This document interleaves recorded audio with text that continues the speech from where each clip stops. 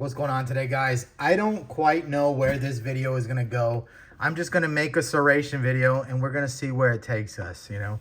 Just wanted to give you guys an update. I made that video about being addicted to carrying serrations again, and I absolutely am still feeling that way. I have been carrying a serrated edge, at least as one of my knives, every single day since I've made that video, and really just been really loving it.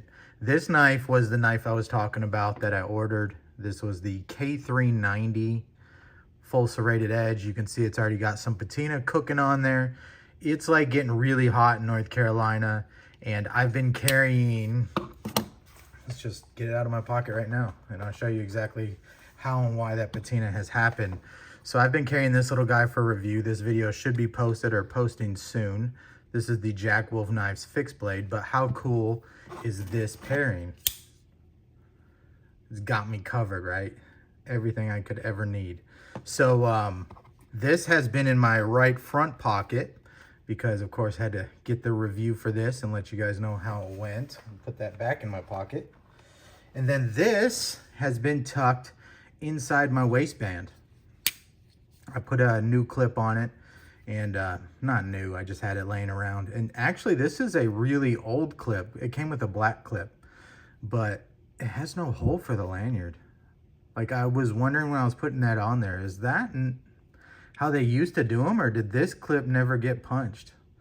Either way, I thought the silver and the silver make sense together.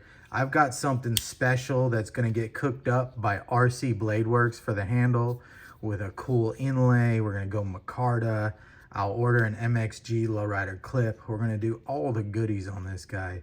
But I've just really been enjoying this thing. When I went back to carrying the serrated edge, made the video on this one, right? So the ZDP 189 serrated edge. And you can see the difference here, right? I love ZDP, but I'm not so much in love with these big fat saber grinds. And not that it's big and fat, but full flat cuts a lot better than this saber. So I just had to try it. And also I love K390, especially Spyderco's heat treat version, although that's the only version I have any experience with. But you can feel the difference here too now that I have them in hand. It's a crazy difference. The knife is so much more balanced in this full flat grind. This is balanced too, but not, I don't know. I'm not gonna throw this knife away or anything, but I'm also really happy I bought the full flat grind, because even though they're serrated edges, the grind still matters when you're passing through material, right? It still matters. And then I bought this as a treat for myself when I was doing our hardwood floors. I don't know, whenever these things came out, and I bought the serrated edge and then said I was gonna use the absolute piss out of this thing. This is the combo edge, and found out when you put it on a long blade like an Endura, not a bad solution. You got your serrated near the bottom and you've got your flat near the tip. You can see where I put this thing on a belt grinder when I was first with my grinder. That's polished. That's not a burn mark on the tip or anything, but you can see I tried to thin that thing out on my belt sander real quick. I was probably in the middle of doing something with the floors and just had to sharpen it back up. Not the proper way to sharpen this thing. This is just a little shop beater knife. Not anything that I would really carry, but just thought I should show you guys the ZDP combo edge. And a really nice, useful on the plane, and then a nice, useful area on the serrated, although I would rather carry two knives than try to carry one combo edge. Just kind of cool to see and show you guys. You can see I actually carried and used these things. You can see the wear on the clips.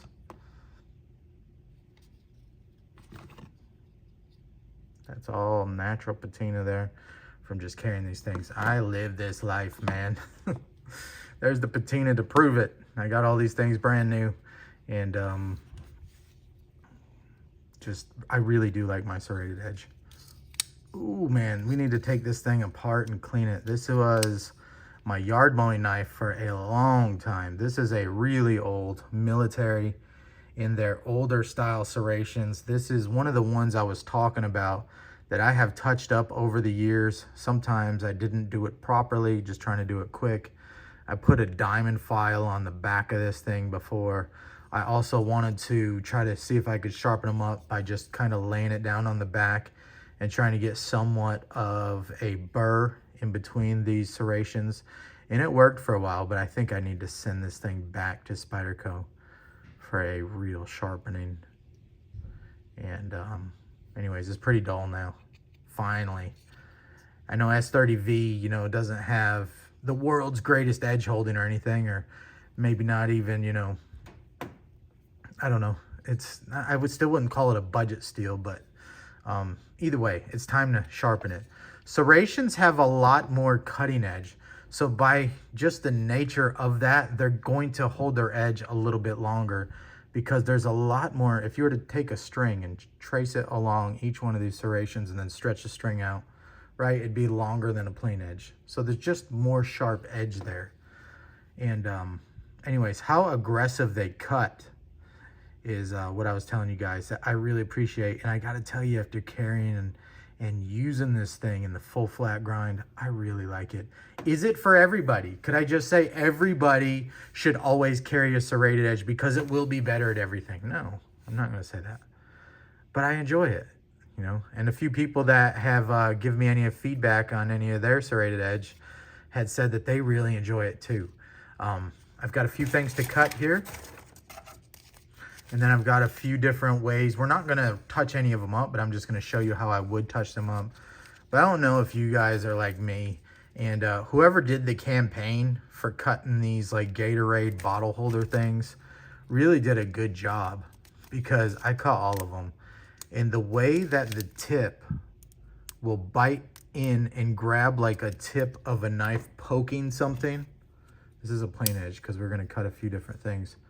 Right, like that pierces. Well, look at all these little points that are piercing and grabbing. And then once it grabs, that little hook right there, like a hawk bill, like a tiny little hawk bill, grabs onto that material and sucks it into the cut. They're just really aggressive cutters.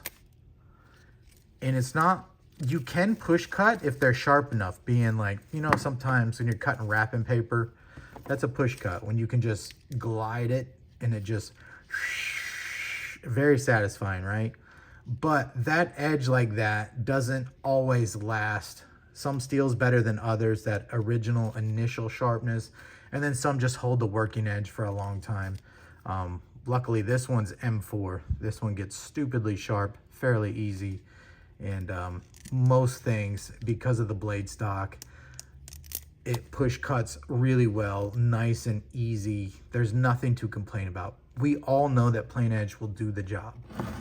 But there's something also to be said about how a serrated edge will grab and bite.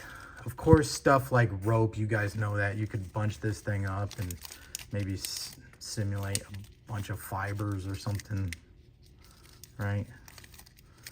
And the way that each tip is going to individually bite and then suck it into the sharp serration and just pull right through. And then being that it's an Endura, has a longer cutting edge to just make really light work of any of this stuff. I mean, that's virtually no pressure at all. But again, that's not anything tough, not anything surprising. The stuff that I'm always talking about that we cut at work all the time is like this big roll of shrink wrap. And you'll wrap a pallet up. I'm sure you guys have all seen it if you've worked in a warehouse. Might have 10 layers around it, so it's fairly thick. But this stuff, let's just cut off a little piece here. Yeah, maybe I should have thought about this and got the camera angle a little better. But this stuff is kind of stretchy, and when it's wrapped tight around a pallet, unless you have like a Warncliffe style blade where that tip will bite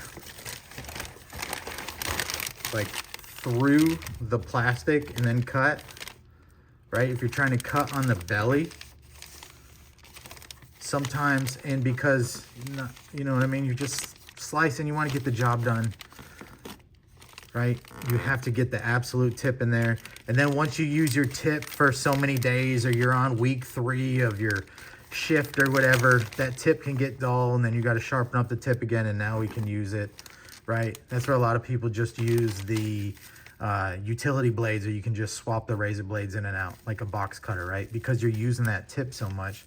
Well, serrations kind of solve that problem as far as wanting to use the belly, because each little tip of your serration bites down into that plastic.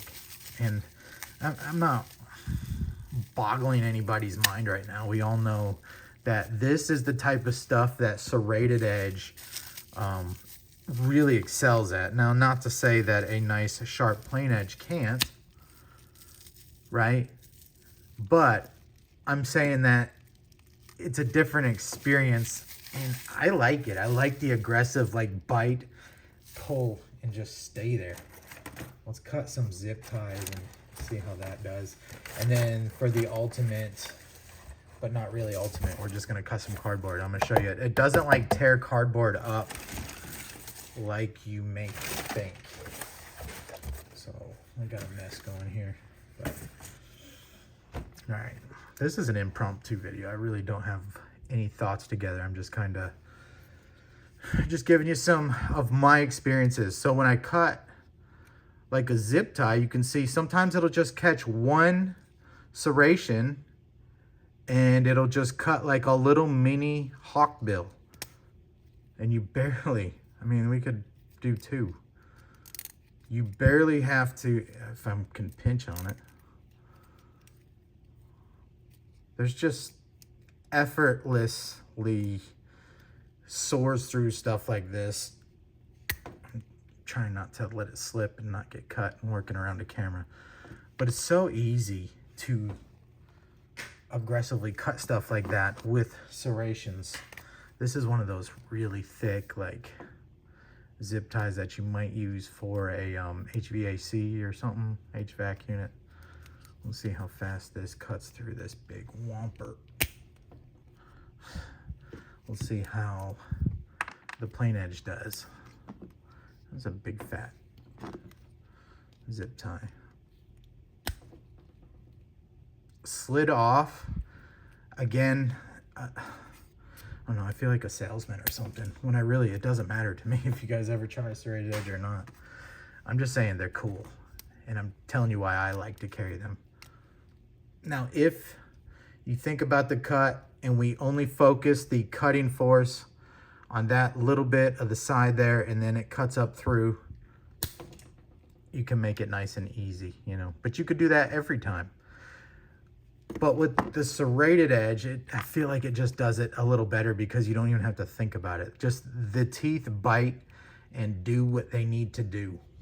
And I'm not going to be able to pinch that there, but you guys seen it. Let's cut some cardboard, and then I'm going to show you some quick and dirty sharpening with them.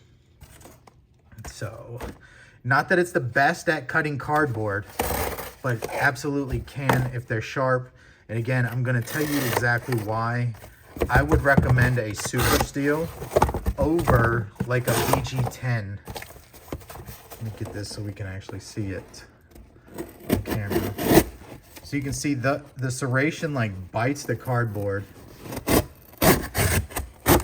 and then just kind of push cuts from there. And we all know how a plain edge cuts cardboard just fine. You can really push cut cardboard. Let me just show you. That's the plain edge cut. That's the serrated cut. Can't really tell the difference. They're not jaggy and making a big mess like you would think. So again, being fibrous, especially as this cardboard gets thicker and thicker. Let's see if we can do that. The cut kind of stays the same resistance. I guess I should be cutting this on camera.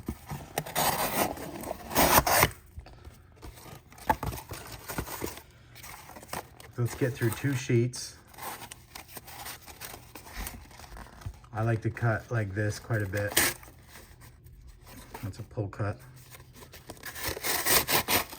And see, if you know how to cut, I got a little bit of an angle going here, and the teeth grab the cardboard and just slice right through it. Now, of course, again, I'm not knocking Plain Edge. Plain Edge does a wonderful job. We all know that.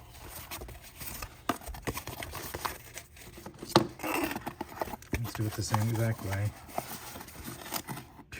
Two cardboards upside down.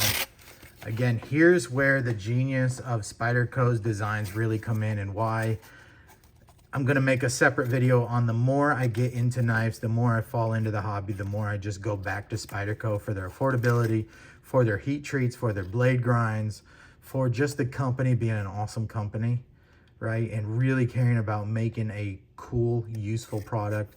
Yes, they're not the greatest looking knives. I mean, they are once you get to know them and carry them and they prove themselves useful in your pocket.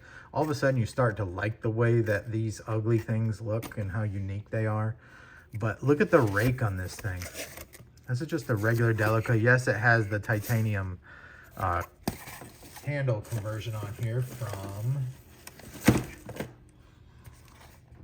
This is a Delica mod kit from Lynch Northwest. We could do a video on that one day too, but either way, let's cut this cardboard. And 16 minutes, I still hadn't even touched on some of the touch-up stuff. So let's put it back in the cut here.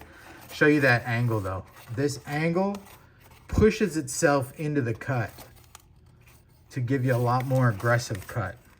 And a lot of knives do that, but Spyderco really does that on a lot of their knives as well. Cut's great. I'm not gonna complain. It's a Delica thinly ground blade. It's an awesome knife, but this is really awesome too. All right. Here's a really exaggerated version of that rake. So look at the handle here. If you're holding the handle straight, look how the blade kicks way down. And the paramilitary too, and most Spyderco knives do that.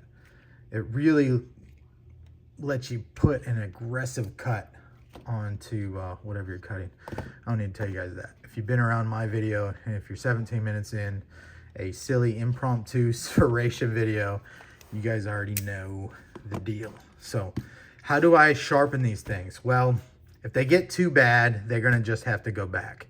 I should have brought out my diamond rod. I have a diamond rod as well. But if you have just a regular stone, you can take a diamond stone.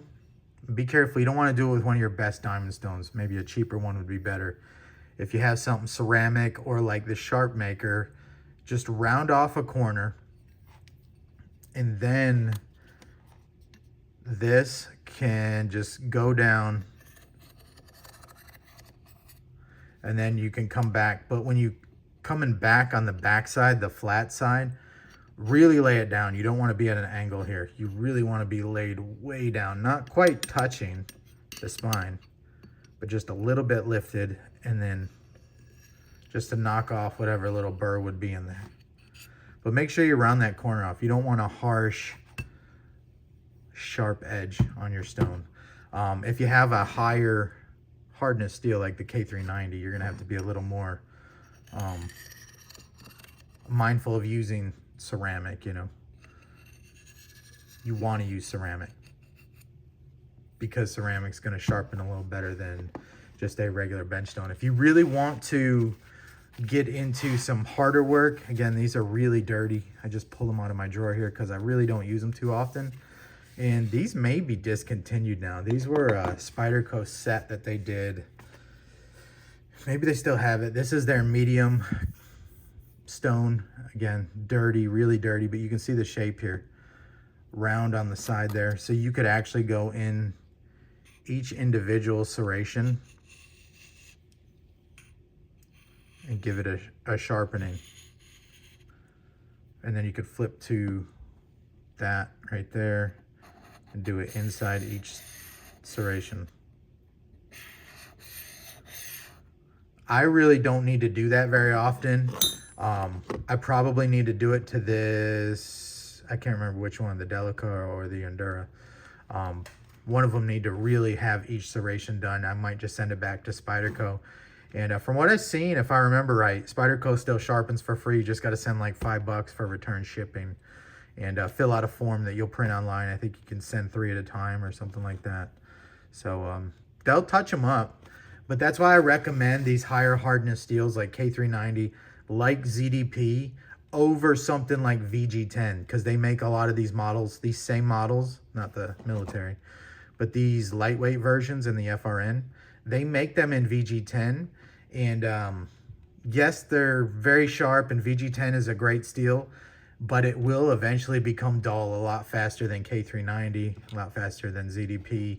And I think you just kind of want to avoid sharpening these serrations. So that will turn a lot of people off on what do you do when you got to sharpen. But to be perfectly honest, any stone with a rounded off so it's not a harsh edge, you'll be able to touch these things up for a really long time yourself. Just hold it at an angle and run it down like a sharp maker. And that falls in and out of each serration. And if you feel a little bit of a burr on the back, then you lay it way down, not all the way down, just lift up the rear just a little bit. Really light touch here. And you would come back and knock that burr down. And then if you want to get real crazy, you can put some polish on a leather, like a bootlace, and you can tie it up to something like a back of a chair or something, and you can strop each individual serration if you want to. Again, it's not pretty. After a whole lot of years, 10 years of beating the piss out of them, you can see all the scratches on here from yard work and stuff like that. A little bit of a broken tip where I was cutting some roots down deep when I was doing some gardening stuff, and then the tip slammed into the concrete sidewalk, you know. And this is back when they used to make them really like deep. I don't know, I feel like their serrations have changed just a little bit over the years, and it may just be the grind. What do you guys think? Of course, these are going to look real thin because this is thin behind the edge. And I highly suggest, if you are going to try a serrated edge, to go something that's full flat like this, and something with a little bit higher hardness, a little more edge holding than your standard VG10. Not that the VG10s are bad, but even like the Salt series, they're gonna go dull on you a lot quicker, and then you're gonna be having to worry about the resharpening. Where this, you could probably just carry it and rip it for months at a time, and then just do that quick little touch up. Will get you back going again, and then maybe once a year, however much, you know, who knows how heavy your knife uses are, then you would just send it into Spyderco and do it. So again, I'm not trying to sell you guys on anything, I'm just sharing. So doesn't matter to me. I love that we have these options, and I think it's kind of a shame that people have such stigma towards serrations when they really are great. Once you understand that they do cut a little different, and that they are a little bit more of an aggressive cut. And what I mean by that is when it grabs onto that cardboard, it like grabs onto it, and it's like, I'm not gonna let you go until I'm tore through you, which is why they're so cool. And I just really enjoy them. The only problem is because, and like I said in that video, because it's almost Spyderco exclusive, after a while, I'm not gonna wanna carry the Endura anymore, you know, whether it's serrated or not, because the truth of the matter is, plain edge will still do everything I want it to do, you know. But if I'm cutting a bunch of rope, or even some cardboard, or something thicker like maybe zip ties, or cutting plastic off a pallet, to be honest, if I were not a knife guy and somebody just give me a full flat ground K390 Delica, I mean, I might be like, why would I ever use any other knife for my work tasks? You know, not to say that it's the best one, but I could see myself going that route if I wasn't head over heels, you know, for knives, and just trying out new things and experimenting and all that. So that's it, guys. I don't know how we did it. It's 25 minutes. I think we touched a lot of bases.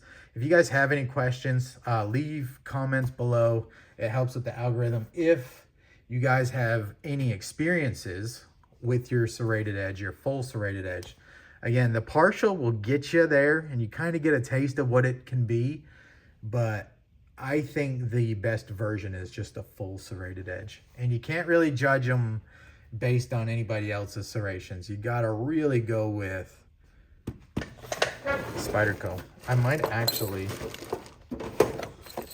because I'm a nut. I have you guys on my work counter here.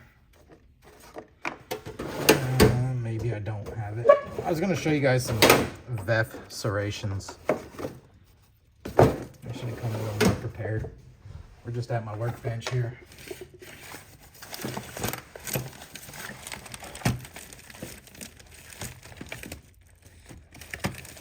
Dang, I'll have to show it on another video. I'm going to show you guys some VEF. Here we go. Thanks for hanging around. These are VEF serrations. These are really nice too. You can see I carried and used this one quite a bit. So I believe CRKT still uses these VEF serrations. These are really aggressive, big serrations. I like these two. They are different than this, but they're really well done too. So these are about the only two that I have real experience with. Not to say that Microtech doesn't do them great, but definitely if your only experience is with like a gas station knife that had the partially, might have one of those here too. I sure do. This is the Delica knockoff. I only kept it because Davies used to be a knife store in North Carolina, and they would have little knife gatherings and stuff. And this was their little Delica store giveaway knife. But if you're only, you know, experience with serrations is something like this, they did knock off Spyderco serrations okay here, but those are definitely not aggressive. They're not gonna give you the proper experience of what a nicely done, well-designed serration will give you. So anyways, that's it. 30 minutes. I appreciate you guys. Please leave a comment below, leave a like, and if you're here, this far in, what did we used to say? I forgot what we used to say when we made it that far. Either way, do the thing and the doobly-doo. See ya.